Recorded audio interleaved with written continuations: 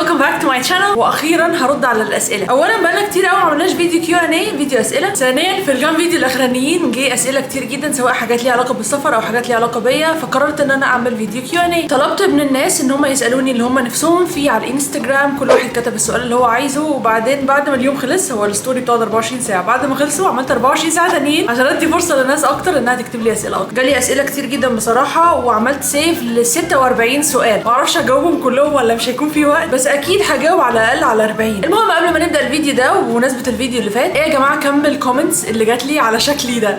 كميه ناس بتعلق على شكلي غير طبيعيه. هم انقسموا ل4 شقات. في ناس قالوا انت مركبه فلتر، يعني عامله فلتر على الشاشه عشان تلعبي في شكلك او تغيري في شكلك، ودي حاجه غريبه جدا. واللي قالوا لي انت رحتي لبنان عملتي عمليه في مناخيرك. مناخيري هي نفس المناخير من اول ما اتولدت، ما عملتش فيها اي حاجه. وفي ناس قالوا لي انت عملتي حاجات في بشرتك برضو في لبنان. هو اللي بيروح لبنان لازم يعمل حاجه في وشه؟ يعني مش لازم يعمل، لبنان بلد زي اي بلد عادي. واخر حاجه حوالي 4 كومنتس كده بيقولوا لي ان انا عملت فيلر، يعني حطيت حقن في وشي وحاجات كده. ايه يا جماعه للدرجه دي شكلي مختلف؟ ما عملتش اي حاجه، وانا شخصيا مش عارفه ايه المختلف في الفيديو اللي فات يخلي كميه الكومنتس دي تيجي على شكلي بجد. انا لو اعرف ايه هي هكتر منها، يعني هعمل منها اكتر، لان محبه على قلبي اكيد ان انا شكلي يبقى احلى. بس انا فعلا مش عارفه انا عملت ايه. انا زي ما انا لا عملت فيلر ولا عملت عمليه تجميل ولا عملت حاجه، ولا مركبه فلتر ولا الكلام ده خالص. نفس الكاميرا، نفس البيت، نفس السيت اب، نفس الاضاءه، نفس كل حاجه. ما غيرتش اي حاجه في نفسي، ولا وزني قل ولا وزني زاد ولا اي تغيير. بس الحمد لله يا جماعه تقريبا هي النفسيه، يعني ممكن تكون نفسيتي احسن بكتير الحمد لله عن زمان. فانتوا حاسين بالفرق. الواحد كده لما بياخد قرارات قويه في حياته تخليه اسعد تقريبا بيبان على شكله. مش عارفه والله. المهم خلينا في موضوع الفيديو. بس اهم حاجه، بس حبيت اكد على النقطه دي عشان جات لي كتير قوي على الكومنتس على الفيديو اللي فات. ولكن خلينا في الاسئله بتاعت الفيديو ده. قبل ما نبدا الفيديو ما تنسوش تعملوا لايك وشير وسبسكرايب، وتكتبوا في الكومنتس حابين تشوفوا ايه الفيديوهات اللي جايه. يلا بينا.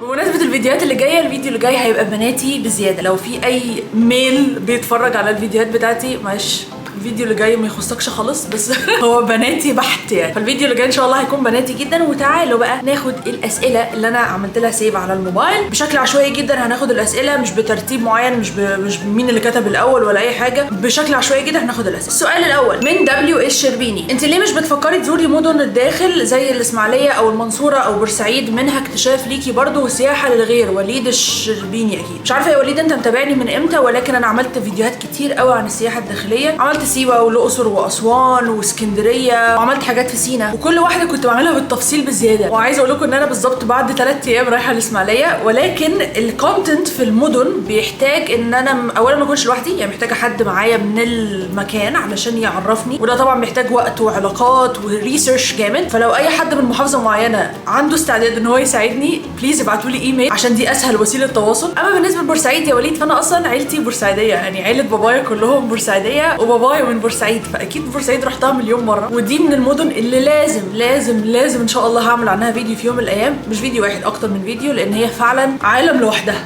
عالم يعني كلغه، كاكل، ككالتشر، يعني فيها حاجات كتير قوي الواحد ممكن يتكلم عليها. فغالبا لو هعمل فيديو عن مدينه جوه مصر، يعني بورسعيد في اول الليسته. اوكي السؤال اللي بعده من هدى هاني: انت لقيتي شغل ازاي في الهند؟ انا طول الفتره اللي كنت قاعده فيها في الهند ما اشتغلتش غير في شركه واحده، شغلانه واحده، قعدت تقريبا فيها almost 3 سنين. ولقيتها ازاي؟ الموضوع كان بسيط جدا. كانوا منزلين اعلان على الانستجرام بيقولوا احنا محتاجين انترن دي يعني حد يتمرن عندهم من غير فلوس او فلوس قليله قوي، ده معنى انترن. اوكي فانا طبعا الاكسبيرينس اللي عندي يعني اهم من انترن بكتير. انا كان ساعتها انا بدات شغل في 2013، وساعتها كنت في اولى جامعه، 17 18 19، يعني كان ساعتها عندي 7 سنين خبره في الشغل. كان صعب قوي قوي ان انا ابدا انترن، ولكن اتنازلت عشان كان هو ده الاوبشن الوحيد، وهو ده الطريقه الوحيده اللي هتخليني اشتغل وادخل بقى المجال في البلد دي. يعني عادي ان انتوا تتنازلوا في اول الحاجه، سواء مثلا ناقلين بلد جديده، عاملين شيفت للكارير بتاعكم، ان كنتوا في كارير وعايزين تخشوا كارير تاني، عادي ان انتوا تتنازلوا او تاخدوا حاجه اقل من البوزيشن بتاعكم في الاول. بس المهم ان انتوا تحطوا رجليكم في حاجه. ففي الكيس بتاعتي انا قررت ان انا اتنازل واخد حاجه اقل من اللي انا كنت فيه، عشان بس احط رجلي في الشغل في البلد دي، وبعدين هبقى اتامر بقى بعد كده. وعايزه اقول لكم الموضوع ما خدش 3 4 شهور، وهم اللي طلبوا مني ان انا امضي معاهم حاجه بمرتب بوزيشن بكده، علشان هم خلاص وثقوا ان انا اقدر ان انا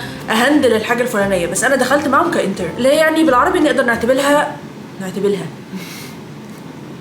نقدر نعتبرها تدريب. نرمين حامد: انا لسه عامله عمليه تكميم من شهر ومفيش لسه نتيجه ظهرت قوي عليا، فبزعل من الانتقادات اللي حواليا عشان لسه ما خسيتش. نرمين شهر؟ حرام عليك يا نرمين، شهر ايه؟ النتائج بتبان تقريبا من اول 6 شهور، بتبدا تبان انه اوكي في فرق، البنت دي خاسه جامد. لكن تخسي وتشوفي نتائج بجد اللي انت تتمنيها او تخلي الناس اللي حواليك ما ينتقدوكيش، يعني ده ليفل عالي قوي. مش قبل سنه بجد، مش قبل سنه، شهر ده ولا حاجه بجد. اوكي السؤال اللي بعده من يور حبيبي: do a video sometimes where you speak only Hindi and English. اولا انا ما بتكلمش هندي، ما بعرفش ولا كلمه هندي غير كيا وميري وحاجات كده بسيطة قوي يعني، لكن ما بتكلمش بجد ولا كلمة هندي. انجلش انا فكرت علشان تبقى العكس، يعني بدل ما انا بالعربي بوريكوا حاجات بره، لا بالانجلش اوري الناس حاجات جوه. ولكن انا اوريدي برتاح قوي في الشانل دي، ومش يعني مش بفكر قوي ان انا اعمل شانل تانية بالانجلش. ولو حطيت محتوى انجلش على القناة دي، معظم اصلا اللي بيتابعوني بيتكلموا عربي او تقريبا كلهم يعني، فملاش اي لازمة ان انا اكلمهم بالانجلش. يعني طب احنا عندنا لغة مشتركة ليه نتكلم انجلش؟ فما اعتقدش ان ده هيحصل بصراحة. اوكي السؤال اللي بعده من I'm just a mom: من الواضح تغيير في حياتك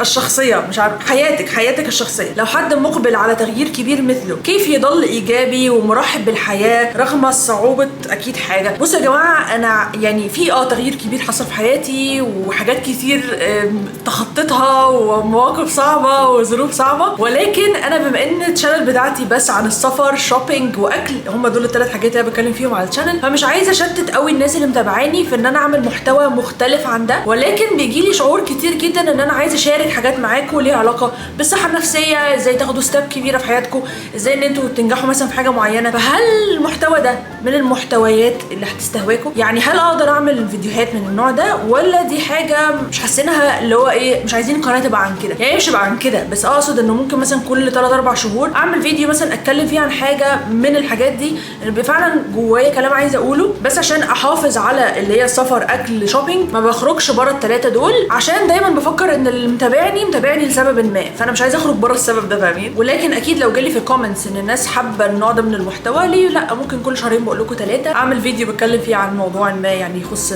الحته النفسيه. فاكتبوا لي في الكومنتس، لو جالي كومنتس كتير بيطلبوا ده يلا بينا. اوكي السؤال اللي بعده من فال زيرو: ممكن طريقه اللوبيا اللي كنت حطاها على التيك توك؟ لو على التيك توك، ما هي على التيك توك مش عارف، بقالي كتير قوي ما عملتش فيديوهات طبخ، خدتوا بالكم؟ سندس 2000 تي: بحبك جدا، تعالي الاردن. ليه لا؟ يلا. ولكن برضه تكتبوا لي في الكومنتس ايه اللي يتعمل هناك، ايه اللي يتزار، ايه اللي يتراح، وحاجات تليق على الشانل بتاعتي، مش حاجات سفر وخلاص او معالم سياحيه وخلاص، لا حاجات تليق على الشانل بتاعتي عشان انتوا عارفين ان نوع المحتوى اللي انا بعمله. السؤال اللي جاي من يوسف نديم: يمكن هل قفلتي ملف الهند للابد؟ يوسف من ليبيا تقريبا. السؤال اللي بعده من اتس هيلين 89: بصراحه ما عندي سؤال، عندي طلب صغير، انك تسوي فلوج عن يومك الطبيعي بمصر من سيرين السعوديه. يلا بينا. انا بقالي كتير قوي برضو ما عملتش روتينات، وعارفه قد ايه الناس بره مصر، يعني الناس اللي متابعاني من دول تانية بيبقوا مهتمين انه يشوفوا اليوم عندنا ماشي ازاي، شكل الشوارع، شكل المحلات، الحاجات دي. كل الناس مش قادره تيجي مصر او مثلا بتخطط تيجي مصر في المستقبل ومش عايزه الحته السياحيه، هي عايزه بس تعرف الديلي لايف شكلها ايه. عارفه ان هم بيهمهم النوع ده من الفيديوهات قوي، فيلا نعمل كده، اعمل لكم روتين قريب. ومش بس عشان السبب ده، ولكن علشان انا حتى الروتينات اللي كنت بعملها قبل كده اختلفت. يعني انا حياتي مع الزمن اكيد الروتين بيتغير، اكيد شكلها بيتغير، اكيد الحاجات اللي بعملها في يومي بتتغير، يلا نعمل روتين. السؤال اللي بعده من MA_3_98: احبتش مريم من العراق. شكرا يا مريم، انا كمان احبتش. انتوا عارفين ان انا اكتشفت ان الناس اللي بتقول اتش في الاخر كده بيقولوها بس للبنات، يعني احبتش، موبايلتش، كتابتش. واعتقد ده موجود في العراق والكويت يمكن كمان، ولا قولوا لي البلاد اللي بتقول اتش كده في الاخر، اكتبوا لي في الكومنتس بليز. اسماء فهمي: انت متابعاني من زمان قوي، انا حافظه صورتك واسمك من زمان، مختفيه فين الفتره دي كلها وما عدتيش اكتف على السوشيال ميديا زي الاول؟ لا انا اكتف، انا بنزل فيديو كل اسبوع. اي نعم زمان كنت بنزل اكتر، كنت بنزل 2-3 في الاسبوع عادي، ولكن الحياه اختلفت والظروف اختلفت والدنيا اختلفت، فهو 1 في الاسبوع، وبحاول احافظ على الويك اند، يعني يا جمعه يا سبت، ولو ما قدرتش انزل في الويك اند لاي سبب من الاسباب فغالبا بيبقى الحد او الاثنين، بس هو غالبا يا جمعه يا سبت. The Shadow 2510: هل استقريتي في مصر ولا راجعه الهند؟ هدى من العراق: انا استقريت في مصر الحمد لله. كراكي حسن 29: محتوى بسيط لكن متقن في نفس الوقت. شكرا على فيديوهات لبنان، شكرا يا كراكي يا حسن. شو المحتوى اللي هتقدميه بس ما يكون عندك سفر؟ حسن فرنسا. بص يا حسن، انا زي ما قلت بعمل 3 انواع من المحتوى: سفر، شوبينج، واكل، فهم دول 3 حاجات اللي انا بعملهم. سواء السفر السفر ده خلاص باين، سواء بسافر بجد او بتكلم عن السفر. الحاجه الثانيه اللي هي الشوبينج، برضو يا اما بيبقى في البلد اللي انا رايحاها شوبينج جوه البلد، يا اما بيبقى سوبر ماركت، يا اما بتبقى حاجات انا شاريها وبوريها لكم، بنتكلم على الاسعار وبنتناقش فيها. الاكل ممكن يبقى اكل ان انا اروح اجرب اكل غريب، او ممكن اكل ان انا اكون بجرب اكل في بلد انا رايحاها يعني ليه علاقه برضو بالسفر، يا اما اكل انا بعمله في البيت. فهم دول الثلاث محتويات ان انا بقدمهم، والحاجات اللي تحت كل واحده فيهم عشان تبقوا فاهمين القناه ماشيه ازاي. وزي ما قلت في اول الفيديو بفكر كمان ادخل حاجات ليها علاقه بالحياه، فلو انتوا انترستد اكتبوا لي في التعليقات. اوكي السؤال اللي جاي، مصر كانيا، وحشتنا فيديوهات اليوتيوب، عاوزين تصوري لنا كيف بتقضي يومك، اسمي يوميات جينا في امريكا. اوكي يا جينا ان شاء الله هعمل روتين عشان في كذا حد هو بيطلب، فان شاء الله هعمل روتين بتاع حياتي. فاطمه جلال 1 2 3، ليه ما صورتيش رحله رجوعك من لبنان والمطار؟ اولا فاطمه انا حابه اشكرك، ليه بقى؟ لانك واخده بالك، لان مفيش سفريه تقريبا سافرتها معاكم الا وصورت الرجوع، ما عدا سفريه الهند عشان طبعا كنت متبهدله. فاول حاجه شكرا انك خدتي بالك. ثانيا ما صورتش الرجوع لاني في الفتره دي كان عندي السكادول بتاعي او جدولي في الحياه كان بيزي جدا، والسبب الاخر ان انا اصلا في الرجوع ما كانش عندي يعني خطه، يعني الوقت مثلا الميعاد الفجر شايله الحاجه وحسب الحاجه، يعني ما كانش في خطه فيديو للرجوع، فبالتالي ما صورتوش. حسيت ان انا اكتفيت باللبناني، يعني صورت بجد كل حاجه انا كنت عايزاها، يعني مفيش سبب معين اقدر اقوله لك. نشرب شويه ايس كوفي. السؤال اللي جاي من اسراء رضا، بس اسراء رضا عباس، سوري. انت جميله وربنا يوفقك يا رب في حياتك. انا بقالي سنتين ربنا ما رزقنيش الخلفه اعتقد هي قصدها كده، ممكن تخلي الناس تدعي لي ان اكون الشهر ده حامل، يا رب ادعوا معايا يا جماعه اسراء تبقى حامل، ربنا يكتب لك اللي فيه الخير يا رب. اوكي السؤال اللي جاي من مش يعني قايل اخبي نو منشن ماي نيم، كاتب في الاخر، سافرتي اي دوله اوروبيه قبل كده؟ لا. نفسي تسافري ايطاليا وتاخدينا معاكي. انا نفسي اسافر ايطاليا، وايطاليا كانت من الخطط اللي محطوطه السنه دي، يا رب يا رب لو ظبطت وعرفت اجيب شنجن والدنيا مشيت والفلوس موجوده، اهم حاجه الفلوس، هاخدكم معايا ايطاليا ان شاء الله يا رب. بس بجد الشخص اللي مش عايزني امنشن their name ده يعني نشن على البلد فعلا انا عايزاها ايطاليا يا جماعه. اوكي السؤال جاي من ياسمين تامر اوفيشال، عايزين نروح تركيا معاكي. تاني يا ياسمين، ما احنا رحنا تركيا يا ياسمين وصورناها بالتفصيل، ده في بتاع 12 13 14 فيديو كده في تركيا، من معالم لحاجات دينيه لشوبينج لاكل، يعني بصوا انا جبت تركيا فوقالي تحتاني اسطنبول، يعني عشان برضو هي تركيا كبيره، فاسطنبول بجد انا عملت فيها محتوى كتير قوي. فياسمين لو فاتك هسيب لك القائمه بتاعت تركيا في صندوق الوصف وتعليق مثبت، خشي اتفرجي عليها فيها فيديوهات كتير جدا. السؤال اللي جاي من هنا 211، قررتي تستقري في مصر ولا ناويه على دوله ليها مستقبل؟ ايه ده؟ اكبر، انا نفسي انك تسافري المانيا او انجلترا، مستقبل اكبر، دوله ليها مستقبل اكبر، دي وجعتني قوي يا هنا. ليه يا هنا كده يا هنا؟ احنا عارفين ان الدنيا مش الطف حاجه يعني، بس مش الدرجه دي والله يا جماعه. مش بفكر خالص دلوقتي في اي بلد تانية، وحابه قوي وجودي في مصر، وتقريبا ده شعور اي حد اتغرب، يعني انا عشان اتغربت فتره وما كانتش الطف تجربه، فاحساسي بمصر طبعا يعني من الاول بيبقى يعني، حتى في الشانل كنت دايما برد بقول ان لا مصر عايزه ارجع مصر، عايزه ارجع مصر، بس اسيبها دلوقتي او اتغرب دلوقتي تاني لا، احساسي بالبلد اعلى من ان انا ممكن اسيبها بصراحه. لا يا هنا، لا يا هنا، مش هروح دوله بمستقبل اكبر ولا اصغر حتى. السؤال اللي جاي من امل جبريل، بدون زعل، انت ازاي اتخطيتي انك ما تحكيش عن رجوعك من الهند؟ وحاجه تاني، نعمل ايه لما تكون الواحده حصله له حاجه وما ما كملش السؤال؟ بصي يا امل، انا عمري ما هكون من اليوتيوبرز اللي بيحكوا عن حياتهم الشخصيه، انا محتفظه جدا جدا بحياتي الشخصيه. طبيعي لما باجي اصور فيديو، يعني لما اجي مثلا اسافر، لما باجي اصور، لما باجي اعمل حاجه ارد على اسئله زي دي، انتوا اكيد بتعرفوني كويس جدا وبتعرفوا حاجات عني، فده ليفل. في ليفل اعلى بقى ان انا ابدا اتكلم فعلا عن حياتي الشخصيه، الليفل الاعلى ان انا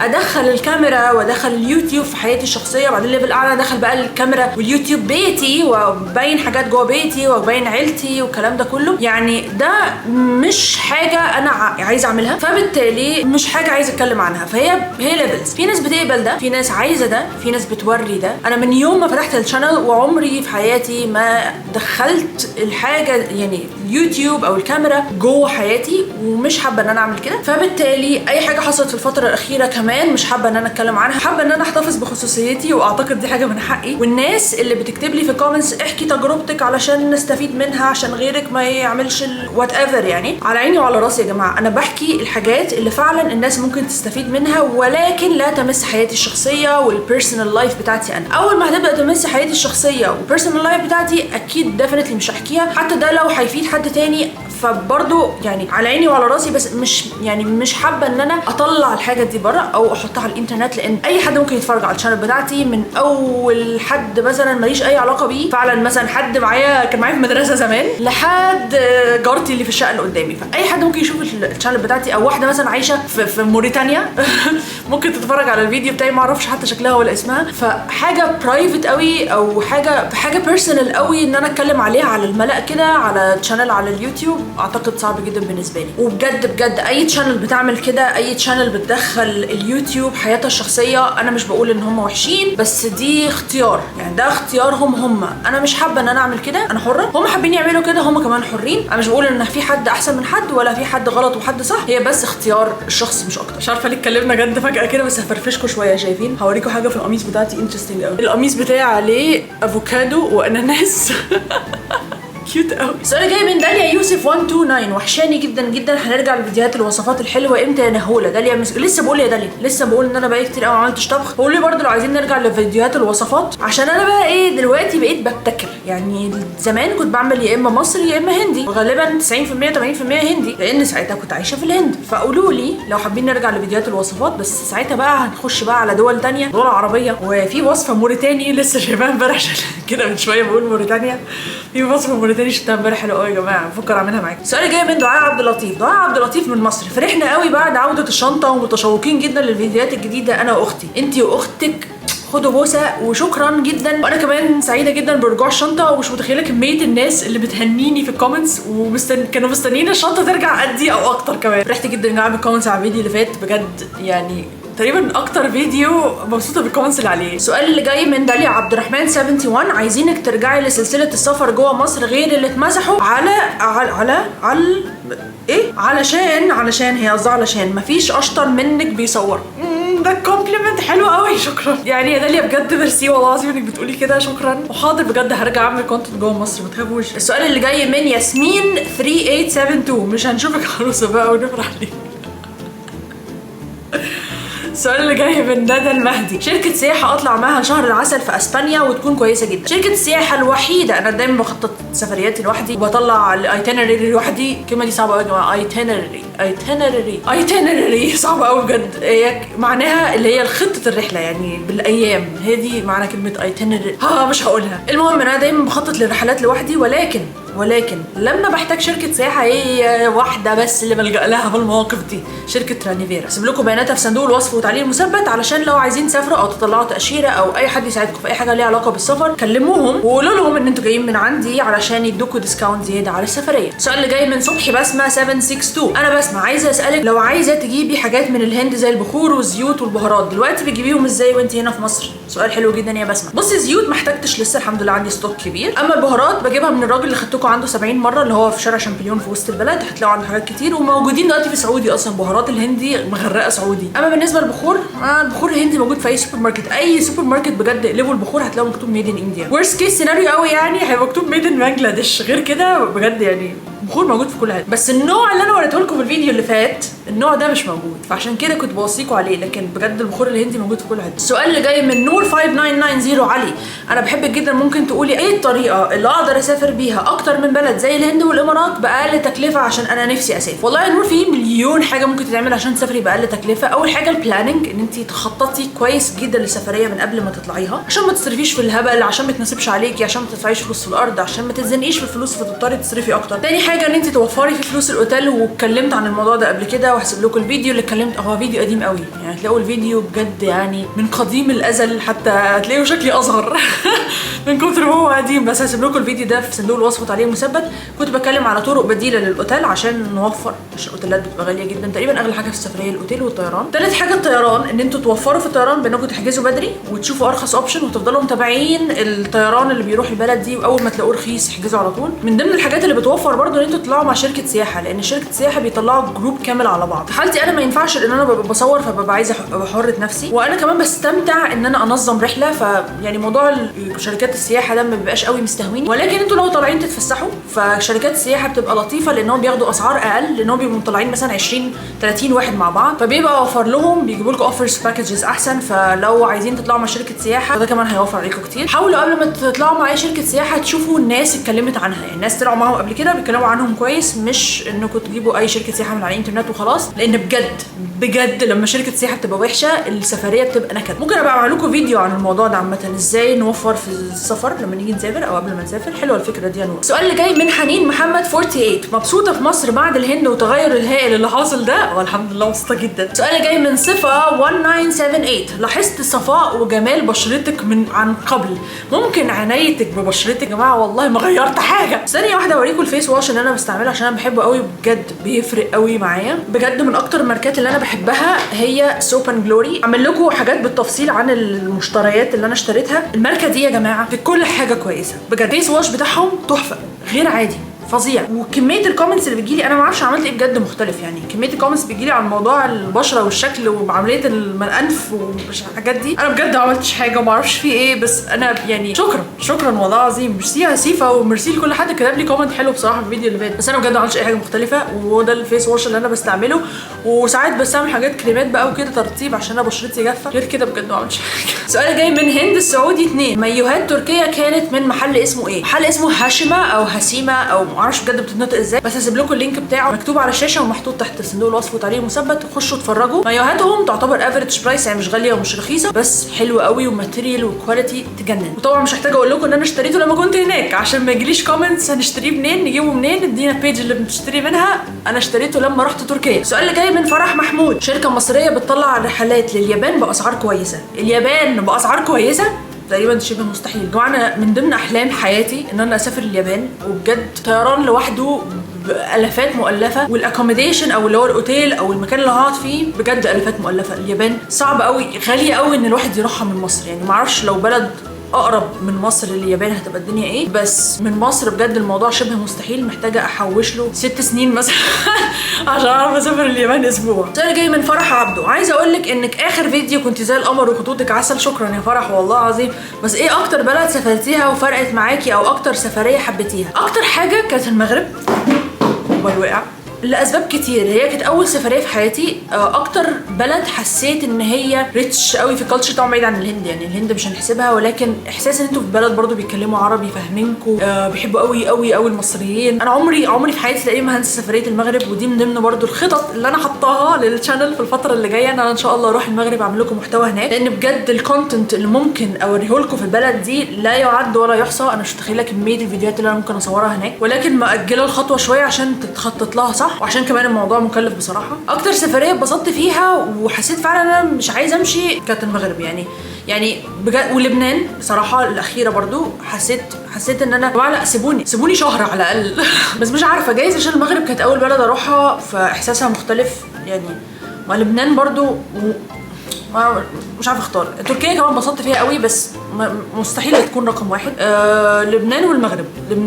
المغرب اكتر سنه، لانها اول بقول لكم بلد سافرتها في حياتي، فعمر ما الاحساس اللي جوايا ده هيروح، والحب بتاعي ليها هيروح. فكره برضو ان لبسهم مختلف، الكالتشر بتاعتهم مختلفه، كل ما بتروحوا مدينه بتلاقوا الدنيا مختلفه. اكلهم بالنسبه لنا كمصريين مش مألوف قوي. لغتهم يا جماعه لغتهم تحفه، طريقه كلامهم، التعامل بتاعهم، يعني لا بلد تحسوا ان هي كامله كده من مجاميعه، فيها اماكن كتير قوي تتراح، وكل حاجه فيها مشوقه، تحسوا انها انترستنج يعني. فاعتقد تبقى المغرب ولبنان اول مقرر وبعدين اي بلد بقى تانية انا رحتها. السؤال الجاي من اسماء فتحي 2835، تعلم البرمجه لو مش تخصصي بس حابه هيفيدني ولا اركز في تخصصي افضل يا نهله، باعتبار انك حد في المجال وكل السوشيال ميديا ما كملش. طبعا السؤال ما بيكملش يا جماعه، السؤال ما تكتبوش اسئله طويله. انا كواحده دارسه برمجه ما حبيتش خالص ان انا اشتغل فيها بصراحه، يعني ما استهوتنيش، لانها بتحتاج صبر كتير قوي. فانت لو مش حباها ما تبدايش فيها. يعني ممكن تبقي بتكتبي كود، بتكتبي اسمها ايه بالعربي، ملهاش اسم بالعربي، اللي هي الحاجات اللي كود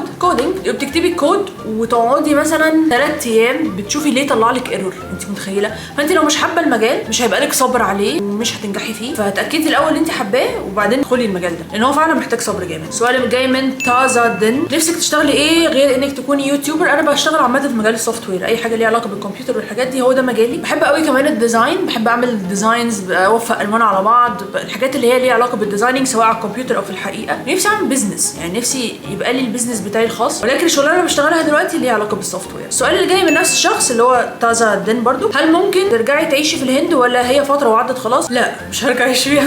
السؤال اللي جاي من ملك زمزم، مش ناويه تيجي بورسعيد؟ لسه بقول يا ملك والله في اول فيديو انا اصلا بابايا من بورسعيد، فان شاء الله في يوم من الايام هاجي ازورها وهعمل فيديوهات عنها لانها بجد فيها حاجات كتير قوي الواحد ممكن يتكلم عنها. السؤال اللي جاي من ياسمين توفيق، عايزه انتقل من محافظتي للقاهره او الاسكندريه لعمل نوع من الاعتماد على النفس والتغلب على بعض المخاوف، نصيحتك؟ اوكي، عايزه نصيحه للاعتماد على النفس والتغلب على بعض المخاوف. هقول لك كلمتين، طبعا الكلام هيطول قوي في الموضوع ده ولكن ممكن اقول لك كلمتين. نقطه الاعتماد على النفس بتتبني بان انت تبقي سائله كويس قوي عن الحاجه. يعني مثلا انت دلوقتي هتنقلي القاهره، تبقي عارفه كويس قبل ما تنقلي القاهره ان انت هتقعدي فين، سائله ناس كتير جدا عن الاسعار، سائله ناس كتير جدا عن الامان في المنطقه، تكلفه المعيشه، عامله حسابك في الفلوس، عامله حسابك، يعني تبقي عامله حسابك على كل حاجه. فده هيديكي ثقه انك تعتمدي على نفسك، او هيخليكي تعتمدي على نفسك في انك تعتمدي على نفسك، ان انت تبقي مخططه للموضوع من قبلها بكتير. فدي اول حاجه. تاني حاجه التغلب على بعض المخاوف، هو انك تبقي متاكده انك في امان دايما. يعني ايه اللي يخليكي خايفه؟ ان انت مثلا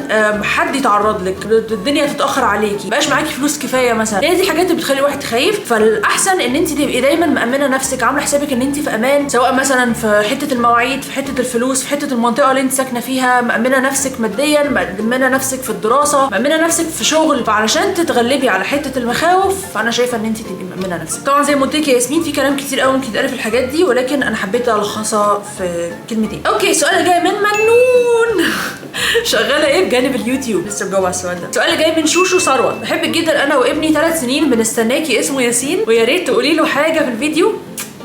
ياسين البوسه دي عشانك وهنستناكي برضه. شكرا يا شوشو انت وياسين، ربنا يخليكم ان شاء الله تفضلوا تتفرجوا على الشانل بتاعتي. السؤال اللي جاي من منى ناصر، هل الدراسات العليا بمصر تعتبر رخيصه؟ على حسب انت هتدرسي في انهي جامعه. وهل الشهاده معتمده خارج مصر؟ برضه على حسب هتدرسي في انهي جامعه. واقوى جامعه ممكن اعمل فيها الماجستير منى من الاردن، اعتقد الجامعه الامريكيه هي اقوى جامعه، ويليها بقى الجامعات اللي هي الحكوميه بتاعت القمه اللي هي عين شمس، القاهره، حلوان، الحاجات دي. السؤال اللي جاي من مريم ايهاب بالبي، كنت بعمل عمره ودعيت لك كتير بصراحه الحال وربنا يوسع رزقك لانك تستاهلي كل خير. يا جماعه الكومنتس دي والله العظيم يعني مش عارفه اقول لك ايه. شكرا يا مريم، ربنا يخليكي ويستجيب يا رب من دعائك ويتقبل منك العمره يا رب. السؤال اللي جاي من يسرا او يسرا، يا يسرا اكس 1، هل ممكن تعملي فيديو جوله في بيتك؟ مستحيل، احسه صغير وامن وملموم، يعني مليء بالحنان. يعني شكرا يا يسرا والله، بس انا زي ما قلت باول فيديو الحياه البرايفت وحاجتي الخصوصيه والحاجات دي انا بعيد تماما. وهتلاقي مليون شانل عاملين جولات في بيتهم، ممكن تخشي تتفرجي عليهم لو حابه مثلا تاخدي افكار من الناس او حابه ان انت تشوفي بيرتبوا بيوتهم ازاي او كده. بس انا بصراحه في حالتي انا مستحيل اعمل الحاجات دي في بيتي، مستحيل. بحسها يعني بجد يا جماعه موضوع البرايفسي او الخصوصيه عندي فوق، يعني مهم جدا بطريقه انتوا مش متخيلينها، فاعذروني انا اسفه. وتاني الشانلز اللي بتعمل كده انا مش ضدها والله العظيم، بس كل واحد بجد حر في الشانل بتاعته. السؤال اللي جاي من ايمان 8886، اكتر قرار حسيتي ان المفروض ما تاخديهوش بس اخدتيه وطلع صح او ندمتي انك اخدتيه فعلا؟ عمري ما وصلت لمرحله الندم، يعني بحس الندم دي كلمه كبيره قوي. مفيش حاجه بتحصل لنا بجد في حياتنا غير انها بتحصل لسبب وبتحصل مكتوبه، يعني ربنا عايزها تحصل، فبالتالي هي حصلت عشان حاجه. فعمري في حياتي لا في حاجه كبيره ولا في حاجه صغيره وصلت لمرحله ان انا ندمانه. كلمه تقيله قوي، كلمه كبيره قوي، وبجد يا رب ما حد في الدنيا يحس ابدا بالشعور ده لان هو شعور صعب جدا، شعور الندم. ما عنديش حاجه بصراحه في بالي دلوقتي اقول ان انا قرار مفروض ما تاخديهوش بس اخدتيه، يعني مفيش حاجه في بالي دلوقتي. ولكن بجد عمري ما فكرت بالطريقه دي، دايما بقول اللي حصل حصل، ربنا كاتب، ربنا عايز، يعني عمري ما فكرت بالطريقه دي ابدا. ودي من ضمن الحاجات اللي انا عايزه اعمل عليها فيديوز زي ما اتكلمت في الاول. فلو حابين النوع ده من المحتوى بليز اكتبوا لي. السؤال اللي جاي من نغم يوسف 07، انت جبتي كام في الثانويه العامه؟ جبت 88.5 علم رياضه. خريجه كليه ايه؟ انا درست اداره اعمال وبرمجه، الاثنين مع بعض. انا عارفه ان هم مجالين ما لهمش علاقه ببعض بس دول اللي انا درستهم. عندك كام سنه؟ انا عندي 29 بحبك اي لاف يو. ثانك يو، شكرا يا نغم. السؤال اللي جاي من هبه مهدي حسن، هو استفسار ليه فيديوهاتك بقت قليله مش زي الاول؟ يا جماعه والله العظيم بنزل فيديو في الاسبوع مش قليله ولا حاجه، مع ان انت ما شاء الله فيديوهاتك مفيده جدا. شكرا يا هبه، بس انا محافظه على فيديو واحد في الاسبوع. لو انت قصدك على الانستجرام يعني، عشان السؤال ده جاي على الانستجرام فممكن يكون قصدها انستجرام، مش عارفه. ففعلا انا مقصره في الانستجرام، ولكن هو بصراحه مش مهم بالنسبه لي. يعني الانستجرام مش اولويه، هو الاولويه لليوتيوب لاني يوتيوبر. فالانستجرام بالنسبه لي اللي هو بتفاعل معاكم مش اكتر، بقعد اهزر بحط فيديوهات ضحك كده. لكن اللي بالنسبه لي بجد مهم هو اليوتيوب، ده اللي عليه محتوى بجد يعني. بس انا خلصت الاسئله كلها، مش مصدقه ان انا رديت على 46 سؤال. شكرا ان انتوا اتفرجتوا على الفيديو لحد هنا، يعني اللي قعد معايا كل ده في الفيديو فربنا يخليك والله العظيم يا جماعه. كان بقالي فتره كبيره قوي بصراحه عايزه اعمل فيديو الاسئله ده، عشان كميه الاسئله اللي بتجيلي على الدي امز او اللي هي المسجات الرسائل يعني على الانستجرام والايميلز كمان. لو لسه عندكم اي اسئله افضلوا ابعتوا لي عادي، انا برد. واشوفكم الفيديو الجاي ان شاء الله. زي ما قلت لكم الفيديو الجاي هيبقى بناتي بزياده فبعتذر لاي حد، اي راجل بيتفرج على الشانل بتاعتي بعتذر لك. فيديو جاي بناتي سوري، حاجه لينا احنا عادي يعني. شكرا لكل الناس اللي بعتت لي اسئله، وشكرا لكل الناس اللي بتكتب لي كومنت او اي كلمه حلوه على فيديو من فيديوهاتي. بجد شكرا، الكومنتس دي بتفرق معايا قوي يا جماعه. وبفكر في يوم من الايام بدل ما اقرا الاسئله بتاعتكم على الانستجرام، بفكر في يوم من الايام اعمل فيديو ان انا اقرا التعليقات، لاني بشوف خناقات، مغلوطات، حاجات، معلومات غلط، افتراضات عني يعني انا ما قلتهاش ولا حصلت، بس هم بيفترضوا حاجات عني، النوع ده من الكومنتس. فبفكر ان انا في يوم من الايام اعمل قريت تعليقاتكم. المهم شكرا ان انتوا اتفرجتوا على الفيديو، ما تنسوش تعملوا لايك وشير وسبسكرايب، وتكتبوا في الكومنتس حابين تشوفوا ايه الفيديوهات اللي جايه. وهستناكم على الانستجرام، فيسبوك، سناب شات وتيك توك، وكله بنفس اسم القناه نونز واي. وزي ما قلت لكم قبل كده بنزل محتوى مختلف تماما عن اليوتيوب، فهستناكم هناك. اشوفكم الفيديو الجاي ان شاء الله. باي باي.